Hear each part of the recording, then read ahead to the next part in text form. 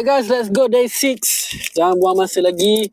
Jom kita unpack and review. Alright, pack yang pertama. Let's go. What is this? Not another mermaid yang kita dah pernah dapat sebelum ni. So, meh lah. Oh my god, banyaklah pula duplicate. Ni pun dah dapat, Goti. Kita dah dapat hari tu. Please, no. And what is this? Another duplicate. Kata. I don't need kata. Okay. Oh, alright. Okay, now we're talking. Look at that. So, okay, ni cantik. Okay, ni this one I like. Oh, Dawn card.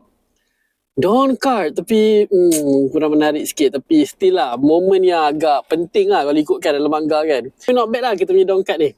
Dan last kali kita ada R biasa Brook yang tengah makan tembikai.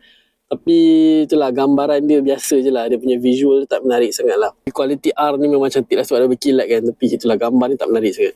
Alright, pack seterusnya. Pack yang kedua. Not again. Duplicate lagi si King Hodo ni. Oh, kita dapat Mark Shirahoshi Otohime. Oh, cantik. Kad dia cantik, Otohime. Colouring ni semua cantik. Colour dah tak ada detail dia. I like it. Alright, Otohime. And another Z. Ui, banyak pula duplicate aku dapat ni. Bapak sedih gila. Oh my god. Kita dapat Tank Man. Luffy Tank Man. Masa dia lawan dengan Cracker. Wow, okay, ni cantik. Ni smart. I mean like, it could be better. But not bad lah. Untuk lukisan dia. Second last ya. Woo! We got the man Bogart. Bapak smart siya gambar dia. Bapak semangat. Yo! This is like a manga cut untuk aku gila. Bogart semangat shoot. Kau tengok gaya dia. Damn Bogart, you look so fine.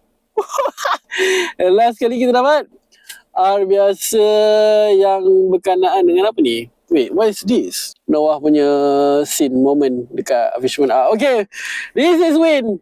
Wait, bapak sebab dia. Aku tak kisah kau nak cakap apa. Alah, you sikat je pun, Bim. Aku peduli apa kau mengkat ke kat apa benda. Yang penting awal dia cantik. And this is win. Sempat gila. Bogat. Aku nak jumpa korang ke hari yang seterusnya.